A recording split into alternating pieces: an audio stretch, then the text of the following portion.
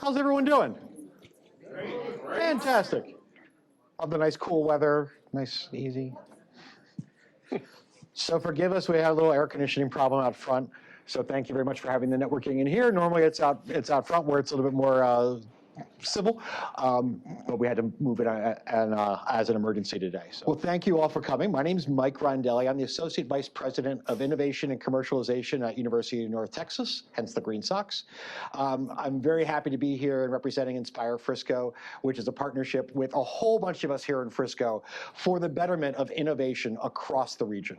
It really is a partnership across us, the city of Frisco, Frisco EDC, Frisco Library, Frisco ISD, Lifestyle Frisco, anything else with the name Frisco in it. Code Authority, which doesn't have the name Frisco in it, but you're going to need to change that at some point. But it's for all of us here. It really is to help grow the innovation ecosystem. So I thank you all. I also want to thank our co-host, Marcia's here from Oracle NetSuite. We want to thank her and thank Oracle NetSuite very much for co-hosting. We're excited to have them be a part of the Inspire Frisco family. We've got some swag out front, and we also have a special giveaway that we're going to be giving off, a little raffle. If you dropped your business card in the little business card thing over there, you've got a special, I don't know how, I forget how to word it correctly, basically an ROI analysis tool run by them on your company and on your company's website. So we're really excited to have that. It should be a wonderful thing to get and shows value for you and your company. So with that, we're here to talk with a special host. And for the first time ever, we've got more than just one on stage. So we have Jason Taylor, founder and president of Code Authority, and the creator of CodeLaunch, which we're also going to talk about.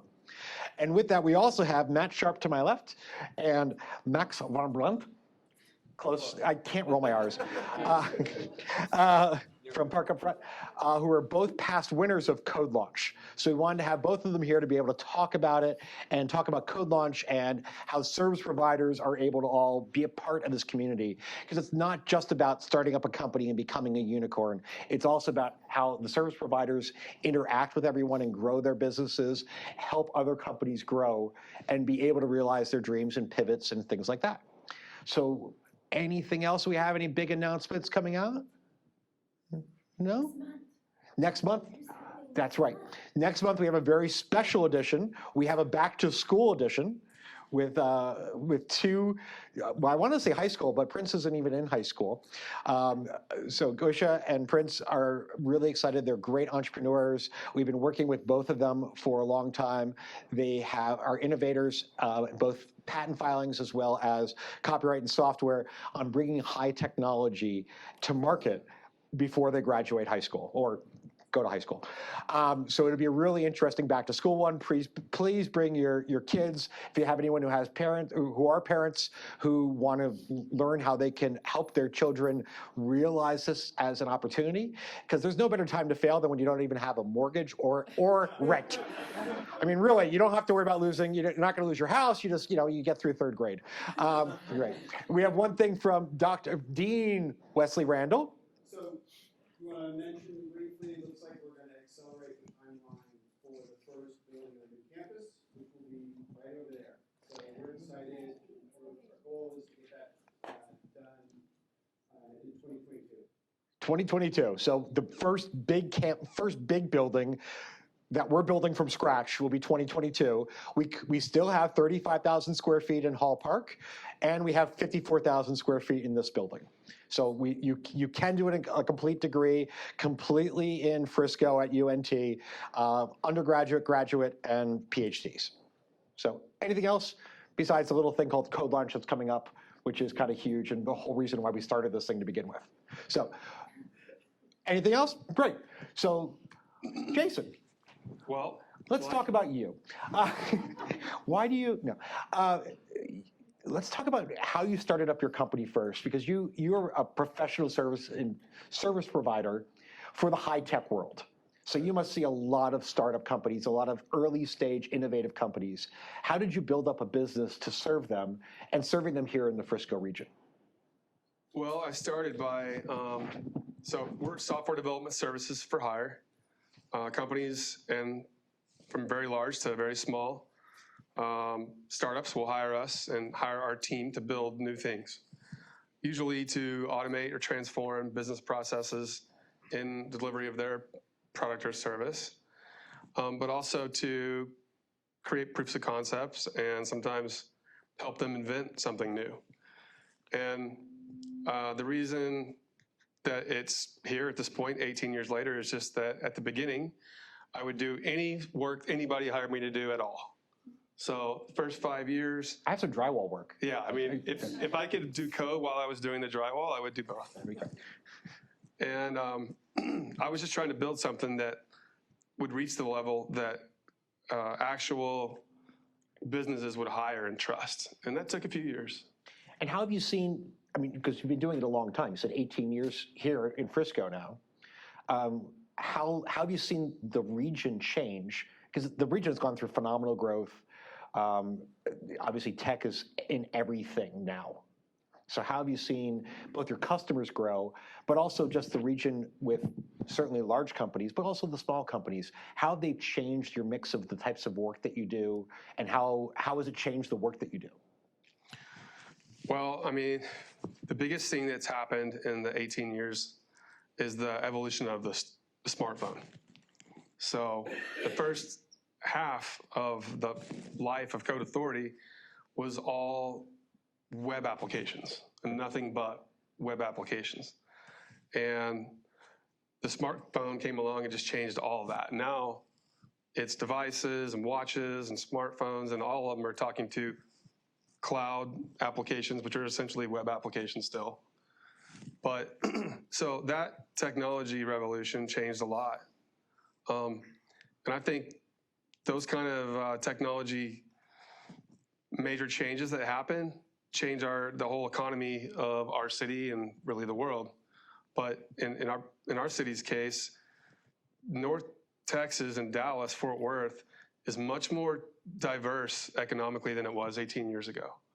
Not that it wasn't kind of ahead of the curve back then compared to other maybe smaller cities, maybe like Houston, where it's still very industrial and a lot of oil and gas, but it's even more so now. And now it's very, very diverse.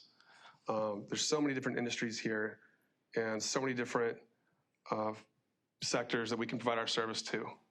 And how have you seen, because you've worked with a number of small companies and startup companies, how have you seen the level of preparation from when you started, or even when you started revolutionizing yourself by being an app versus just software, and now you're software and app together? How have you seen companies change that are on the early stage, and how has your company addressed them? Well, I think that many of them are smarter now. I think that the software development practice is something that business people that were getting their feet wet in business 20 years ago probably weren't aware of or ever directly impacted them or weren't part of a product development lifecycle that was software-based. And now many people are. Many in this room probably have been in their professional workplace or their career, been a part of a project where it was entirely a software development project at its root. And so now the groups that we're interacting with are usually much more experienced, and they know about things like methodologies. Okay. They know that, agile sprint is a thing, and you don't have to do so much education in that way. So do you think smarter consumers. Is it fair to say that the characters change from customers being at the early stage were probably software type companies, and now it's any type of company needs your help versus just a software company? Now, regardless of the type of industry that your core business might be in, you have a major element that's both the software and app space.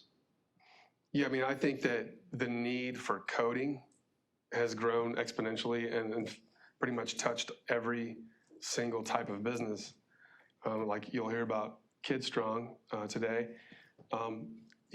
It's at its heartbeat, it's not a software dependent business, but in his grand vision, it's going to become one. And so there's a lot of businesses and a great many of them, and it's only going to continue to grow, I think.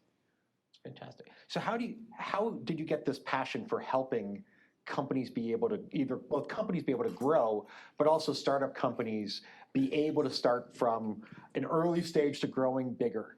Because as a service provider, you're helping them take their idea and become not just an idea, but actually become a physical thing, an actual presence that changes their lives and their families' lives. How did you get that bug to want to do that as your job? Well, that's easy.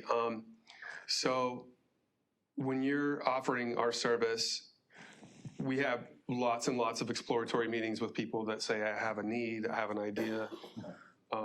And I started noticing a trend about our 7th, 8th, 9th, 10th year in business, which is that great startups with really interesting people that had an enormous amount of acumen, and they knew the space they wanted to target and disrupt well, and they had every reason to succeed, but they would end up at our table when they had failed and fallen into some classic pitfall and were in trouble. And usually they had naively just jumped into some offshore software development that sounded really, really cheap. And they end up like with pissed off investors, way over budget, way over time, right? Time kills all deals, kills all opportunities. And then they would be desperate when they reached my table, but I would see the promise that was there to begin with. Right. And inevitably they would say, so we really like you guys after talking to 6 or 7 different companies around here, because we've decided to do this face-to-face with real people, but we can't afford your ballpark estimate. Would you be willing to do this for equity? And I would think, I want to do this for equity, but I can't really afford it or I'm going to go broke. So you mean just paying for things without any actual money is not something that always works out?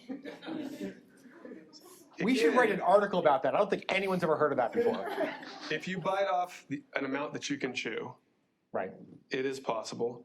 And so really that experience was the birthplace of creating an annual event that would pool all these people together and trying to find like really great ideas and great opportunities and great people that we could try to lift up with some free software development. Hence the birth of CodeLaunch. Birth of CodeLaunch.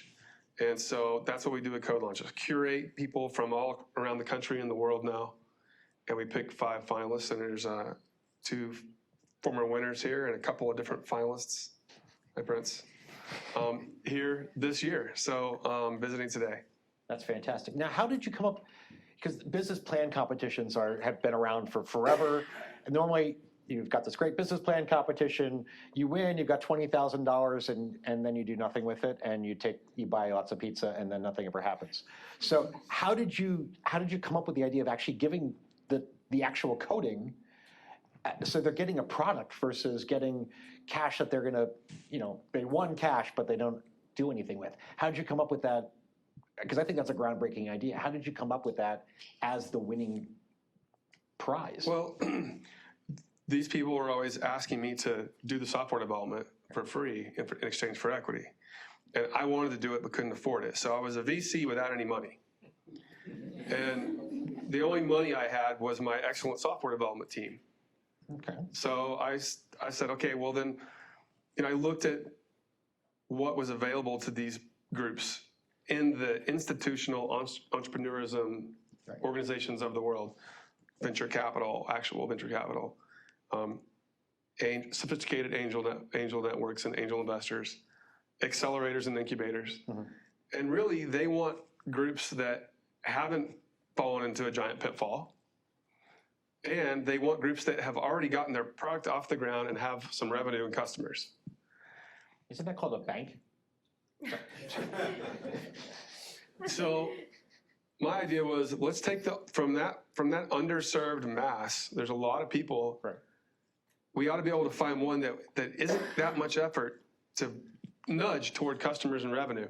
And then boom, now they're clamoring to get them into their accelerator, Right. And the ultimate dream is one pops out of CodeLaunch and goes right into Y Combinator, and then boom, national business story. So that's what I want to happen. You want to build unicorns. Yes, Excellent. absolutely. We love that. So, the easy dream should be easy. I mean, it only takes a larger N, right? Well, this is our 7th one, Right. and it hadn't happened yet. But that's an N of 7. That's not very many. It's not statistically significant yet. I told my partners, like the 3rd one cost us $26,000 in, pure profit loss. And they were like, this is not going to work year after year after year. And I said, if we don't have a bona fide business success story in 10 years, I'll stop. So we got 4 more. Yeah, 4 more. At least. Unless you can find someone else to take it on and spread the Unless I cost can out. find another partner to help us turn it into an international sensation. Fantastic. Well, venture capitalists only succeed 10% of the time. Only 10% of our investments pay back That's what I hear. Why aren't you in venture capital still? because I'm trying to buy back all the karma for being in venture capital in the 90s. And I have a few more years to pay back. Okay. Sorry. You can blame the whole, 2001 on, so we're really excited to hear about CodeLaunch and have it be involved. So can you describe for the crowd what you get with CodeLaunch and how the companies apply, how the selection process works, how they get and what they win as part of it? Okay, so CodeLaunch is an annual program. There's a 90-day window when the website allows the public to apply. And applying means you describe your startup, who you are, you attach a slide deck, which I can look through and our community can look through and kind of decide how sophisticated it looks. So we try to understand the concept that you are applying with. You also have to upload some screen mocks or wireframe of your UI, so what it might look like. And then you check off an NDA box that we're both mutually agreeing to secrecy. And then that's it, you submit your idea. You have to choose a category too, so you can be in the youth category, US commercial venture, social change, or international. So everybody that's from outside the United States has to choose international. Okay. They're just put into one big pool. What if we're willing to move here? Well, at this stage, we don't know that. So Okay. It's just application. So then it doesn't cost you anything. You click submit and you wait till the 90-day cutoff window happens. And then we take them all and start trying to curate. Mm-hmm. And that means we're looking through everyone, trying to analyze them, talk about them, brainstorm about them, and choose which ones we want to spend more time with. And we do 3 rounds of that, and we end up with, right now, 5 finalists. And how many people are help you with their curating? 2 or 3. Okay, so it's a good sized committee. It's not just 2 or 3 plus the other partner improving. So last year we made a big leap in CodeLaunch. We actually got another software company to buy into this idea, and they provided their own software development team to help a startup just wanting to be a part of it. So they come in at the end. We do kind of the hard work, most of the work, but they come in from the final pool, and they really help try to decide who's when going you're to be. syndicating deals, the lead has to do the hard work. It's just Right. I saw you do the nod there. I know you're corporate finance. So then at the event, right. the event's July 31st, which is a Wednesday. It's about 3 weeks away. At the Comerica Center, it used to be Dr. Pepper Arena, same thing.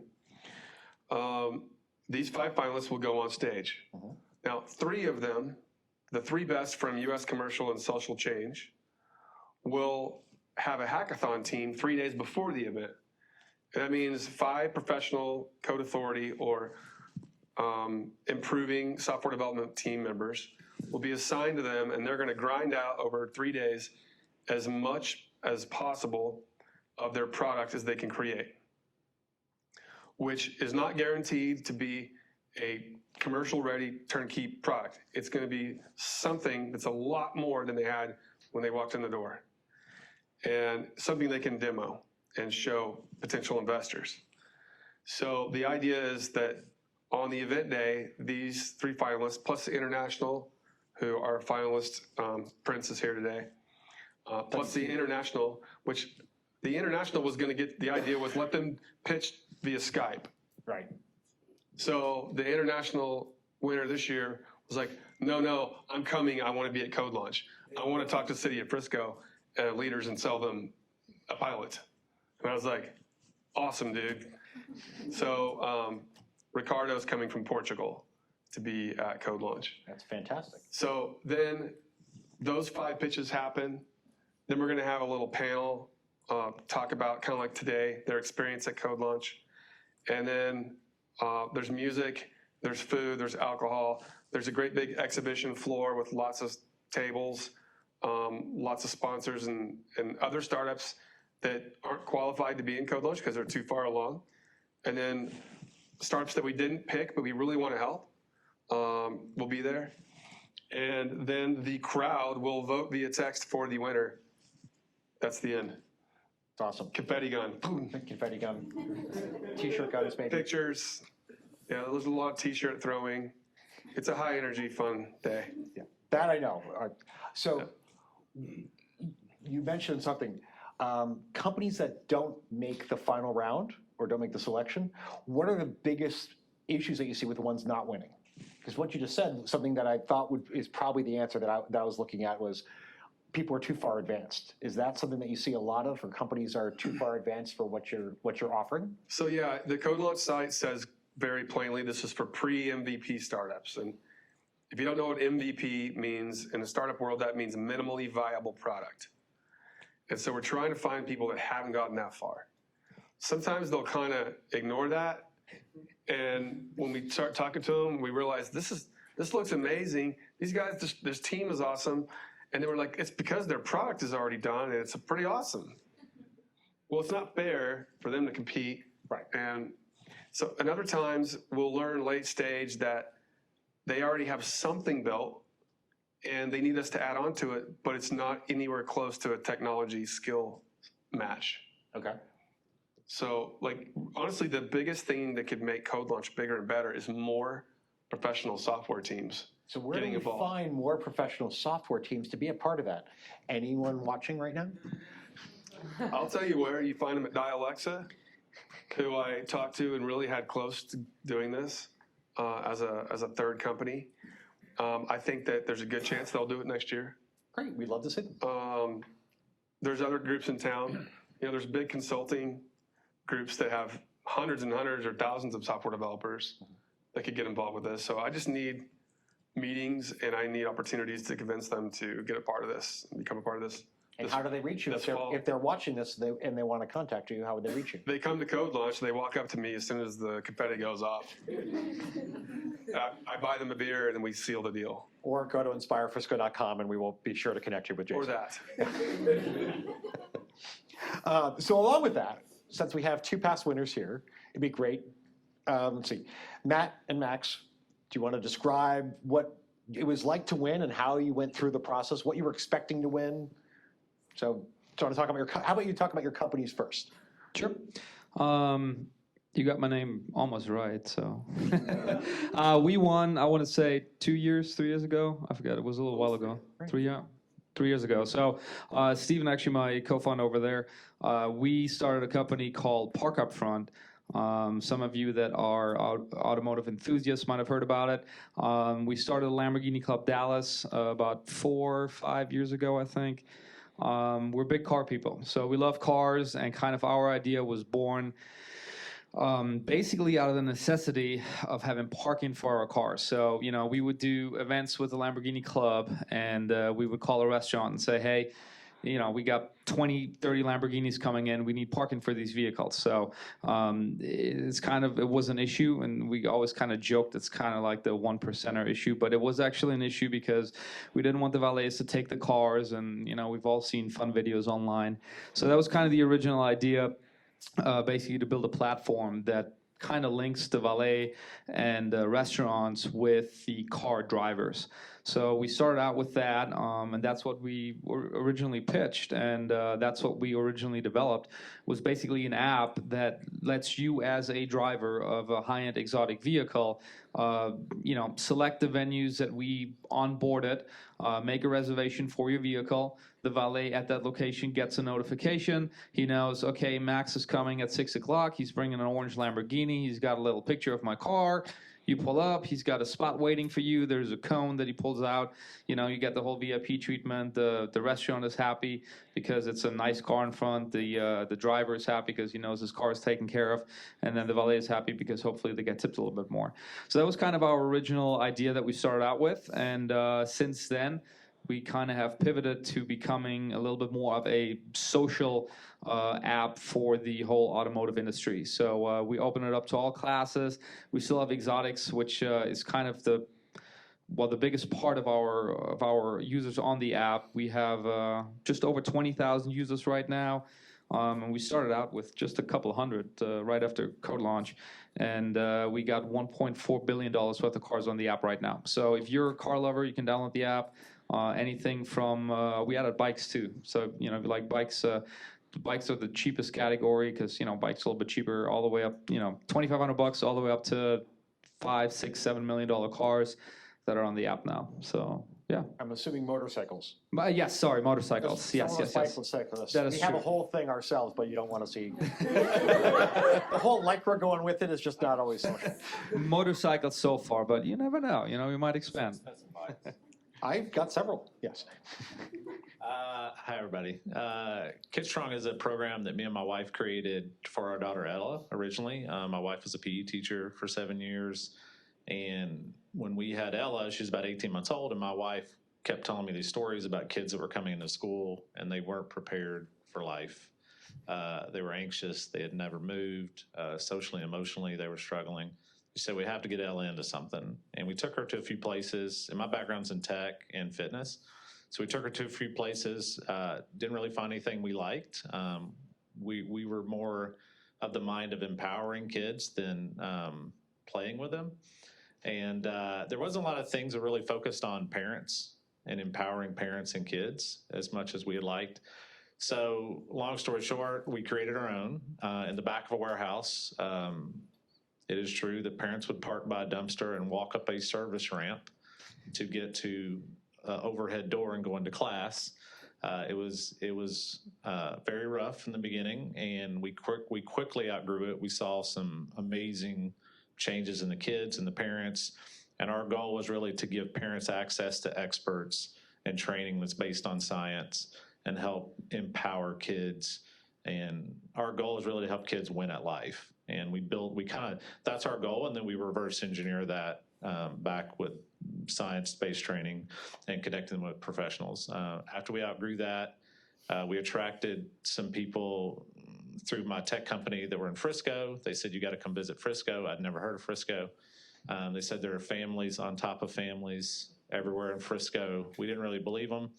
And then we went out to eat at 7 o'clock at night in Frisco, and there were kids everywhere at restaurants at 7 o'clock at night, which is great for us because we have 3 kids. And long story short, we moved down, opened up a location in Frisco. We have about 400 kids there now. And then last year, I was listening to a friend of ours had a podcast, Epic. It's the Epic podcast. All Things Epic. Sean Heatley, amazing dude. And I just caught the tail end of it. And he was interviewing Jason about Code Authority. And I caught like the last 5 minutes, and I heard competition and tech and hackathon. And I went back and watched it. And I think I went right after that, I went on and filled out the application. And it was funny, when I was filling out the application, my wife called me. She's like, hey, you should fill out the application for this Code Authority thing. I was like, already submitted. CodeLaunch. It was, CodeLaunch. And submitted one really quickly that was really rough, and then went back and watched all the videos you guys made of how to win, and then resubmitted.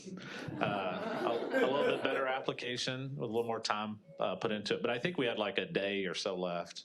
And it was an amazing experience. And one of the things I always tell everybody, it just really helps you think through your idea when you have to go talk to other people about it. And we had thought through the location piece of KidStrong, but the location piece is really our Trojan horse for what we want to do. And being able to present to Jason and the team of, the grander vision of the technology and the data collection and how we can really impact child development with great data and working with great researchers on what are the best ways to raise these kids and giving parents the tools to raise kids. And just taking through that was just an amazing experience. And then we were lucky enough to win. And it just really accelerated that entire part of the company. And we have a location in Frisco now, one in Grapevine. We're going to open one in McKinney, one in Austin, and then one in Mason, Ohio. We'll open 3 in the next 60 days. But when we came here, it was just like our family in a moving truck. And so that was about less than a year and a half ago. Awesome. So it's been awesome. I know we're running short on time. We started a little bit late, so we might run 1 or 2 over, but how did winning CodeLaunch impact your business and your life? So for both of you. Sure. So I guess for us, the interesting part was that we pivoted along the way. You come to something like CodeLaunch, you think you have all the answers, and then you realize you really don't know anything about anything. So I think for us, it was kind of really a kind of a good reality check, and like Matt said, to kind of really put your head down and say, okay, what do we want to do? How does this app look like? What does our business concept look like? Really think about that and think through that. Right. And then, I guess some of the things that along the way that we picked up is nobody's going to steal your idea. That was kind of like at the very beginning. And I remember one of the first meetings with Jason and, I was in the room with Steve and we're like, man, I don't know if I want to tell these guys what we want to do because they're going to go and steal it because it's such a brilliant idea and it's the next $1 billion idea. Nobody has time to steal your idea. Nobody wants to do your idea. So, that was just such an important lesson because at the beginning You we were... say that one more time, slower, and look directly into the camera for Yes. every entrepreneur. Listen to that statement one more time, please. Nobody wants to do your idea. Nobody has time to do it. And we kind of learned that the hard way. I think because everybody at the beginning thinks they're going to be the next, inventor that's going to come up with a multi-billion-dollar idea. And why has nobody done it? But it just takes so much time and effort to actually go through it and do something about it. So that was something that we really, really learned. And it was really good because, CodeLaunch was kind of the first time that we put our idea out in the open. And I remember we went up to Testa, as a matter of fact, the night of, right here, the pizza place, really good pizza place in Frisco.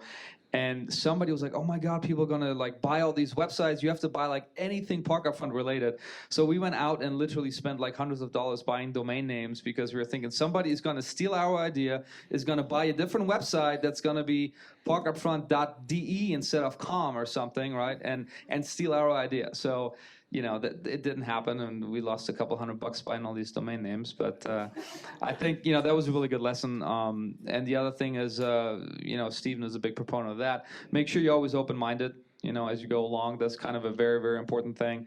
Again, we started out doing more or less a park and valet app, and now we're a social app for the car community. And that was something that we learned along the way. Be open. If something doesn't really work, that's okay. Try it 10 times, and one of those 10 times is going to work and kind of see what the audience wants that you're building a product for. So, we developed along the way and pivoted a little bit, and I'm sure we will pivot again as we go along. So. I think one of the best things that we got out of it was just getting accelerated in the network of Frisco. Frisco is kind of a special place. There's a lot of energy here. There's a lot of innovation here.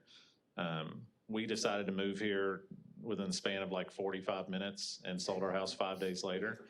So not a lot of cities will probably do that to us, but just it helped us really accelerate our network here. And I think going through CodeLaunch especially, and I will echo this, ideas are cheap. There's so much work that goes into making a company and taking I would say one of the biggest things I've learned before CodeLaunch and even with the technology side is ship it. You have no idea, ship it. Ship it and get someone to pay $1 for it, and then learn and then ship it again, and then learn and then ship it again. Because I think one of the things I think really helped us is that we go to market the second we have an MVP. like the second we have an idea, we'll put it out and test it. We don't sit in a room with committees and. You say that one again. But that is something I learned from my technology background was you really have no idea what you're building when you start. So the only way you're going to learn is to build something and put it out there and then learn really quickly. And we learned that through our software or through our technology company. So the experience of going through CodeLaunch really helped us like accelerate. It's really good to have people like tear your ideas apart. And it really kind of accelerated us having to like zombie proof our idea. Yeah, it was a great experience. So one more for the two of you, and then I got one more for you to end, and then we'll open up for everyone. What's one thing that you learned during CodeLaunch that you didn't realize you learned until way after CodeLaunch?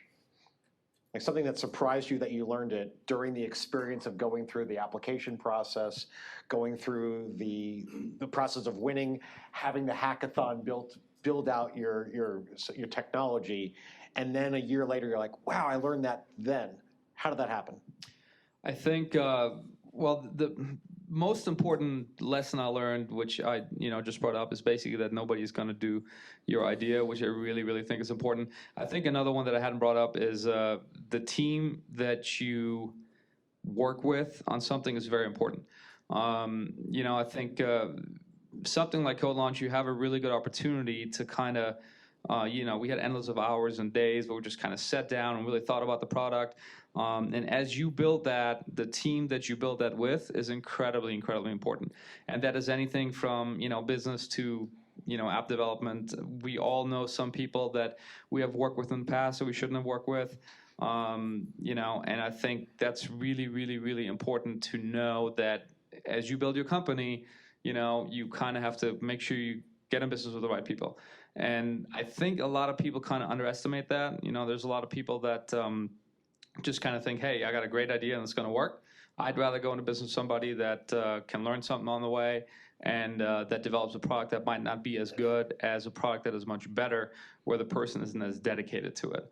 And I think that's something, with CodeLaunch, you really kind of, they're like, look, present your company, present your business, and when Steven and I started out, I was watching a movie upstairs when you called me with the idea.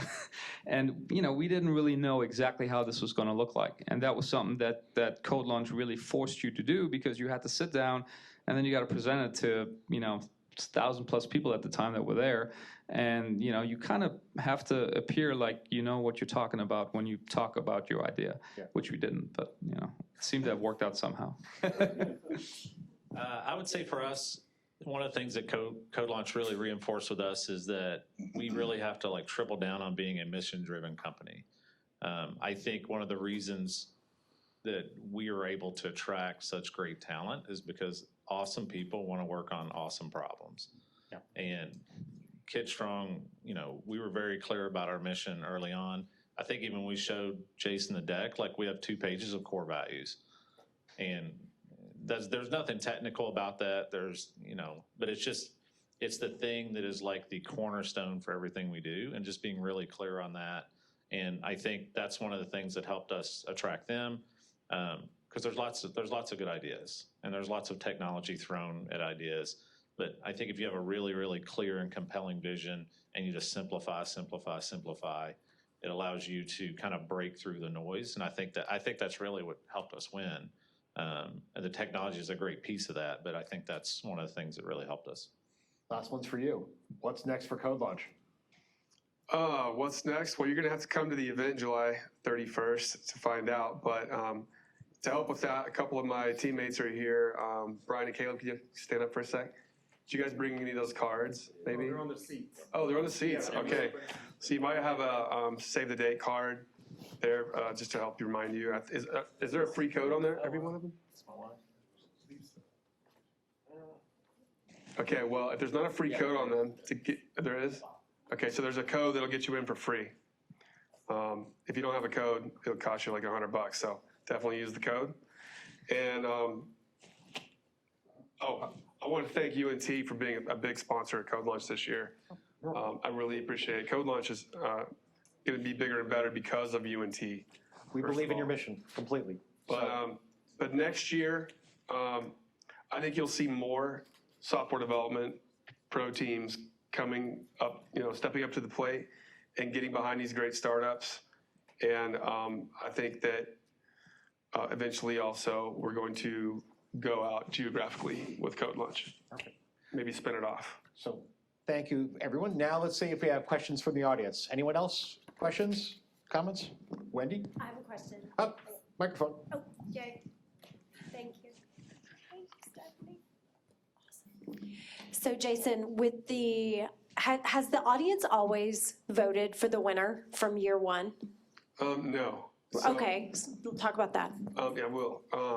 So We'll talk about it's it. changed every year. CodeLaunch has changed a lot every year.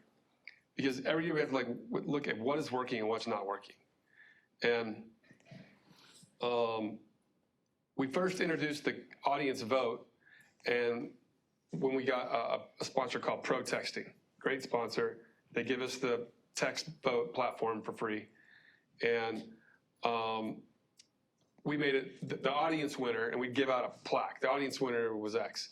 But we didn't want to trust the audience to pick the winner that we were going to provide a hackathon to after the event. But now we've moved the hackathon to before the event. So we have already done everything we can do for the startups that are on stage when they go on stage. And besides the hackathon, quite a few other sponsors like UNT give away services to these groups. And so what the winner is going to get is more services than the other groups have already received. And so there's no reason for us to have a stake in that game. So we decided, let's let the crowd choose the winner, period. So my main question is, do you find or have you found over the years that consumer product companies are winning? Like these two guys are both clearly consumer product companies. Mm-hmm. Are you finding that to be a trend? Did you guys win the audience vote last year? Just pulled it up. It's on my phone right here. Straight up. I think that the crowd has chosen the best kind of heart string pull or the best stage delivery, because these guys had children running onto the stage. You did. These guys You had did pull on heartstrings. Of course we did. They had a remote control car that didn't work, but it was kind of cute. And I remember that. It was orange and everything. Yeah. And so I don't know what's going to happen this year, but I think that it's a combination. I think maybe I'll probably give the audience a little coaching this year, since you brought that question up. Think about the business opportunity, think about their delivery, and then think about just whichever one you like the best and vote. Oh, Prince has a question. This is this year's youth finalist, everybody.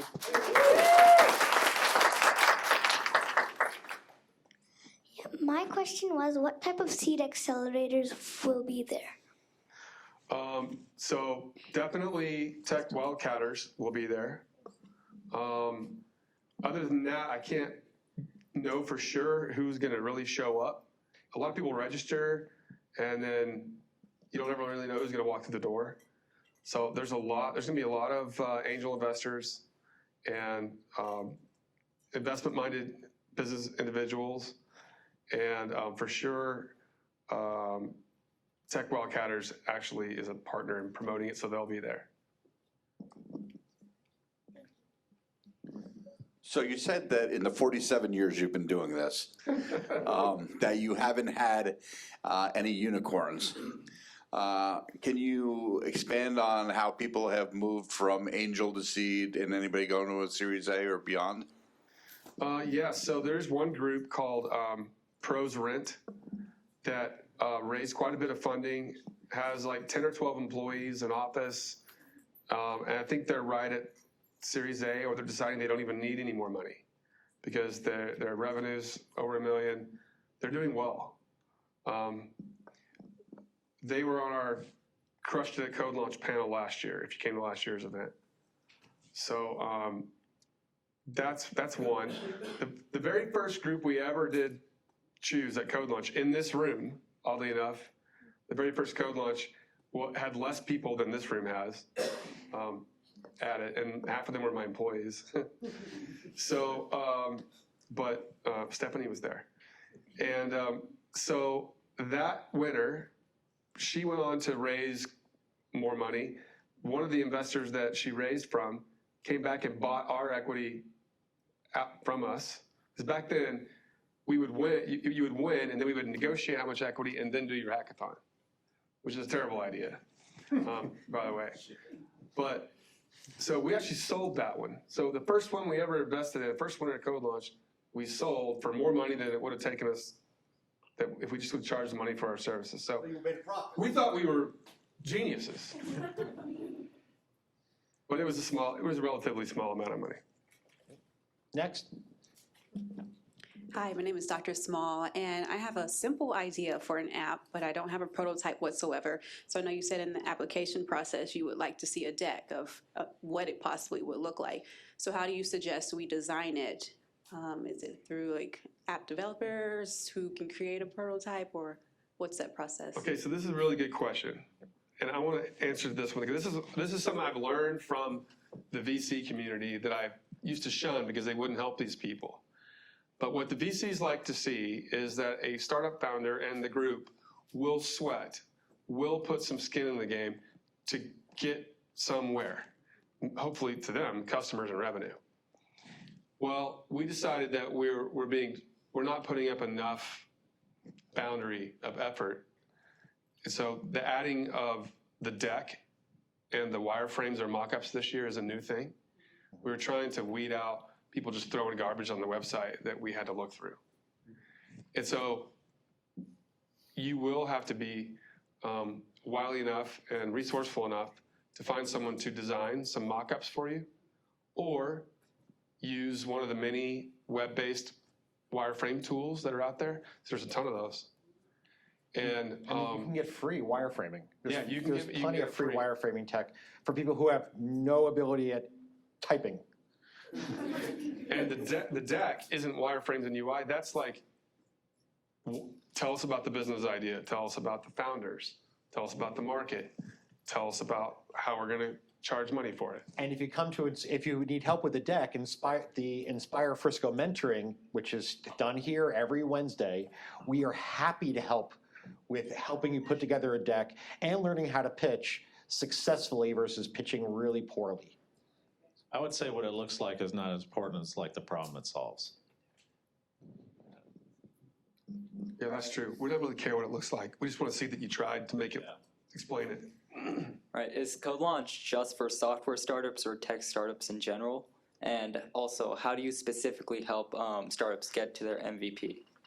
So there's 2 finalists this year that are actually hardware devices, and they need some software development to get toward MVP or to get to where they have a demoable proof of concept that will help them raise money.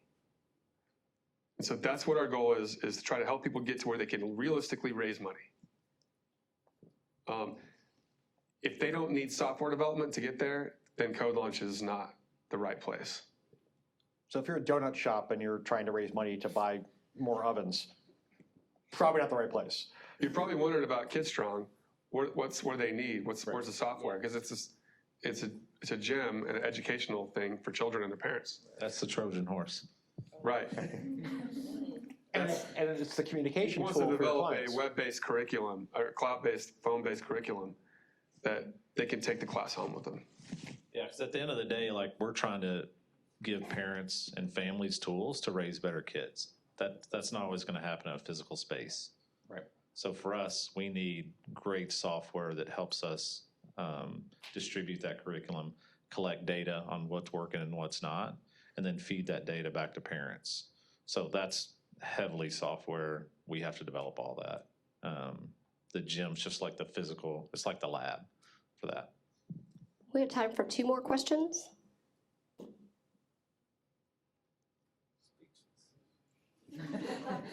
We have time for beverages. No. Now we have time for 2 more beverages. Then we have time for extra beverages. Well, I want to thank Matt, Max, and of course Jason for coming up today. Please don't forget to register and go on July 31st here in Frisco. It's a great event. I've been every year that I've lived in Texas, and I plan on going every year that I'm living in Texas. So thank you once again. Please go enjoy a tasty beverage.